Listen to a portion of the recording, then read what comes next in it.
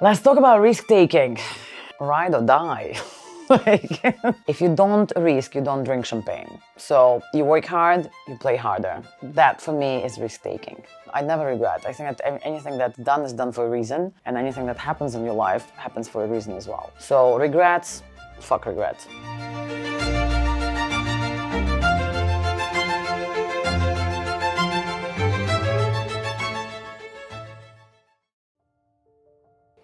You know what, for me it was quite an unexpected journey, because from about the age of 5 I knew what I wanted to do. I was always sketching on little napkins in the restaurants or, wherever my parents would take me. So I was certain that I wanted to be a fashion designer, right? And then about the age of 16, when I had to choose the university where to go to, my father gave me a very good advice to go and study fashion business so that I understand how the whole process works, how the industry works, etc. And up until this date, I'm very pleased that he did that, and he guided me towards that direction, because right now I have both. I have creative side of my brain, and I also have the business and strategy side, which makes it much easier to run your own company. So that's kind of, for me it was never a question of what I wanted to do. I always wanted to be in fashion.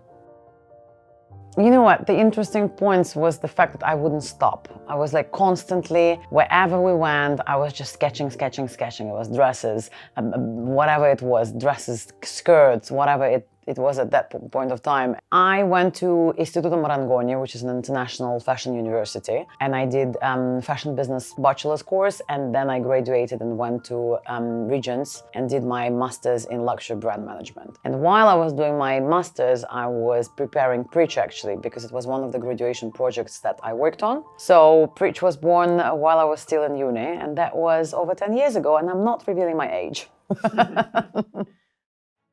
Right, so I have a brilliant story of how I started, right? So in the beginning of my career, I was listening to my father, who is a businessman, quite a lot. And he's a businessman in a completely different world from fashion. And he would tell me, he was like, listen, Arina, you have to wear a suit, you have to be very official to all your meetings. And the first 2 years of my professional life, I would come to any room and I was just very proper in the suit, and just sitting there and being very, very lawyer style proper. And I was like, okay, it doesn't really work. Because they looked at me and they saw this 20-year-old girl who wasn't serious. And on top of that, I was dressed like that, right? And they would look at me, literally taking a piece sometimes and saying, yeah, so we're so important, but what can you give us apart from, paying, but this is very expensive and la la la. So I was told so many times that it's either the product is shit, or I am shit, or I can't do this, or I won't be able to do this. I was told that so many times that at some point, probably 3 years, 4 years even into my career, I was like, okay, I was thinking, what can I do? Why is it not working out? Why? Like, people don't take me seriously. Of course I'm young, but what do I do? And I completely changed the approach. I started to dress up like an absolute rock star of a maniac. Chains, bracelets, hats. And I would enter the room, almost kick off the door, sit down and be like, all right, guys, so what is it that you can actually provide me with the service?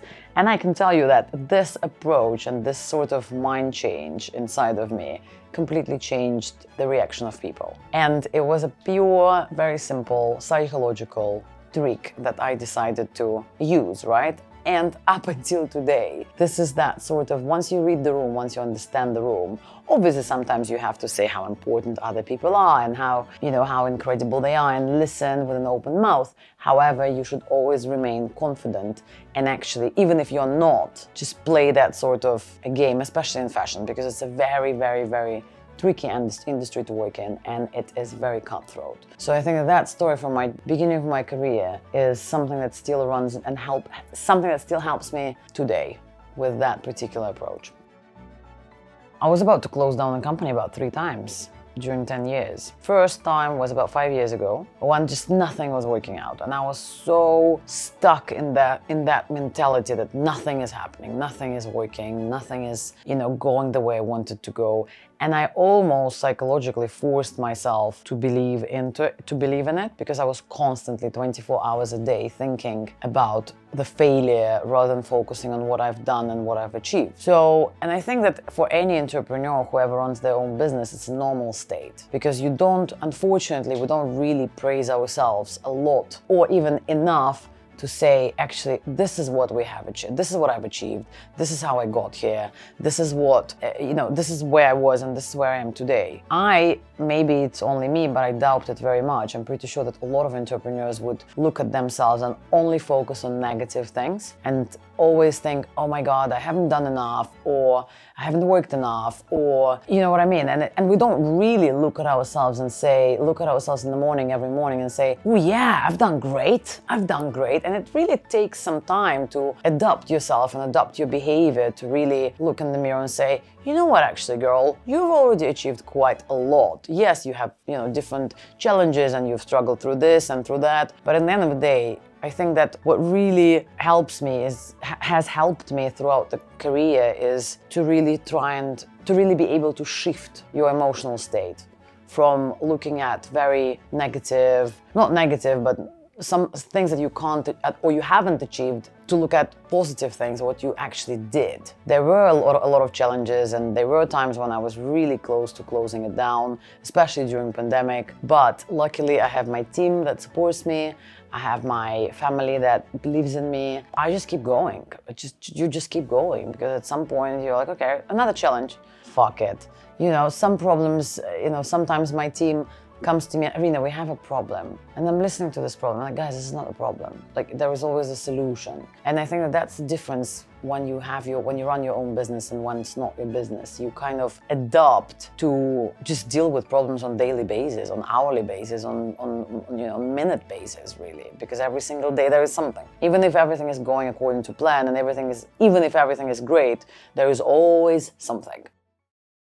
I don't believe in regrets. I think that at any particular moment of time, the decision that you made was the decision that you wanted, to take. So that was, at that particular moment of time, the right thing for you to do. So why regret it now? I never regret. I think that anything that's done is done for a reason, and anything that happens in your life happens for a reason as well. And of course, there were some things at which I probably, if you ask me now, would have done differently, but without those things, I would not have learned what I've learned. So regrets, fuck regrets.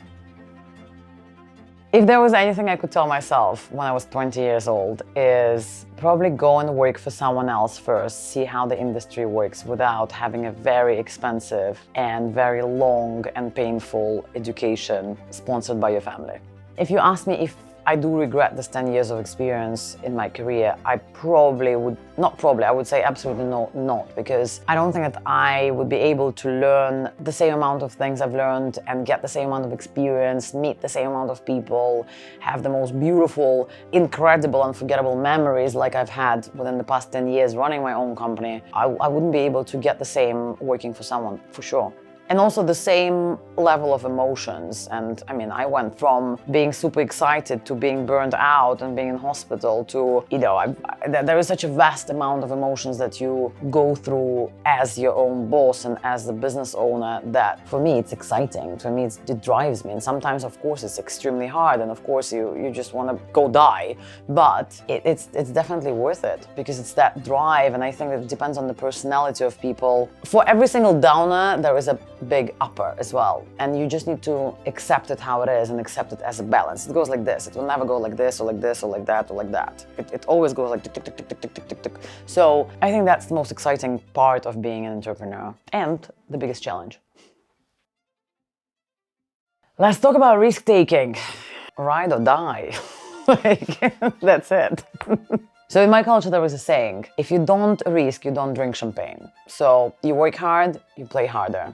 That for me is risk-taking. The way I think about risk is it needs to be a calculated risk. It needs to be a risk by taking which you won't burn everything you have. It needs to be a calculated risk. I've taken risks in life when I just go, YOLO, we only live once. But from business perspective, I think that before you take any risk, if you have a lot at stake, you should really calculate it and have a plan B, plan C, and plan D, and plan E. So that's how I would probably talk about risk. Working hard always pays off, right? When you work hard, you play harder. When you want to achieve something, I don't believe in winning lotteries or any of that crap, right? I think that if you want to make something out of yourself, you really need to work hard to get there. And there are no two ways about it, for me personally. In my opinion, it's very important in any business to look few steps ahead, right? So for example, when you have a team, your team consists of one department, another department, another department, and another department, right? But in the end of the day, the person who runs the business has the vision for how to combine those departments and what you actually see, and how you can prepare for X, Y, or Z.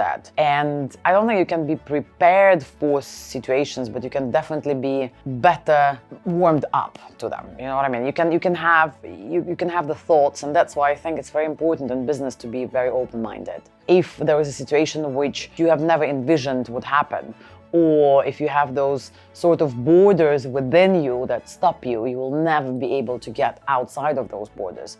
And for me, I think that a lot of self-work throughout my career and throughout running the business is what really made it more easy for me to go through this journey, right? To be on this journey, because I'm very open-minded.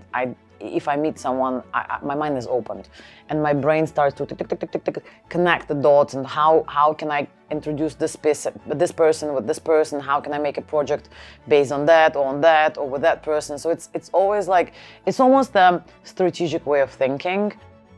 When I was just starting my business, my father taught me a very good thing, which I'll never forget. You need to understand how many handshakes you have between the person that you want to meet and yourself. And you need to be able to count those handshakes. So network has been a very, very, very important part of the way I do things and the way I do business. And I think that I'm naturally quite talented with that. And it's not necessarily network for the sake of getting the result, or networking for the sake of using that person. It's natural, organic networking skill, which I believe is very important. And I've based my business on my networking skills. But it needs to be genuine. You can't pretend that you like someone because you need someone from that person. And my golden rule number 2 is, do not force it. Don't force it. If the person is not interested in you, don't try and force it. It will never work. So if there is this click, if there is this connection with someone, it's almost like it's almost like love match. It's very similar, but business. So networking for me is absolute key. So it is who you know rather than what you know in our industry, in my field. Obviously, when you work in mathematics or science or whatever, it's what you know, because you need to have the knowledge. In fashion, it is who you know, it is your reputation, it is how people view you, it is what people think about you, etc. But I think that being your genuine self is absolute king in whatever you do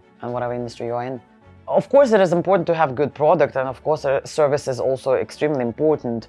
But it's like a chicken and the egg. One doesn't come without the other. You can have the best product on earth, but if you can't communicate it, and if you don't have anyone to sell it to, what are you going to do with this beautiful product? And if you have all these amazing skills of yours and networking, however you call it, what are you going to sell if you don't have the products? So it's like, it's the chicken and the egg.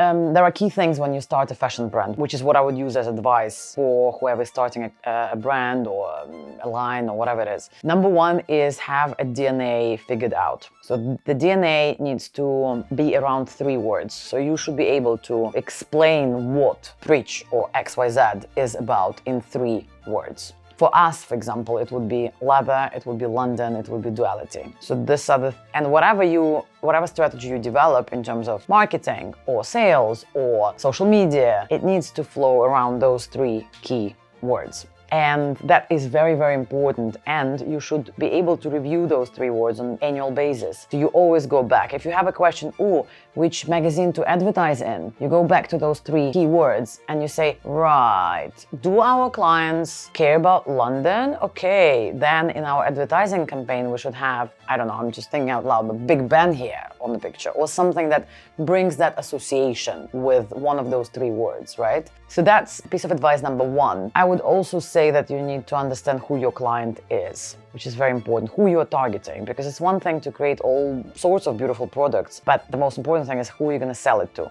And how? Is it a private client? Is it an e-commerce client? Is it a wholesale client? Is it a specific market or a niche market that you're targeting that product to? So knowing and understanding your client fully is very important. Do questionnaires, do surveys. I don't know, if you have 5 girlfriends or boyfriends or whatever who can respond to those questions, ask them. Get as much knowledge and as much research as you possibly can get. I think the most important thing is do what you personally believe in. Because I've made a lot of mistakes when I was just starting out, where people would give me advice and they would say, Arina, no, but don't do wholesale, it's not for you. And I would be like, oh, she or he told me not to do wholesale. And I'll be like, okay, let's not do wholesale. And then someone else would be like, no, but come on, you cannot survive without wholesale. Then I'll be like, oh, shit.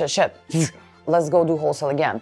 So listen to your gut feeling. If this is the idea that you have, stick to it, believe in it, and push it. And that, I would say, would be my main advice. Like, if you have an idea, if you believe in it, just go for it.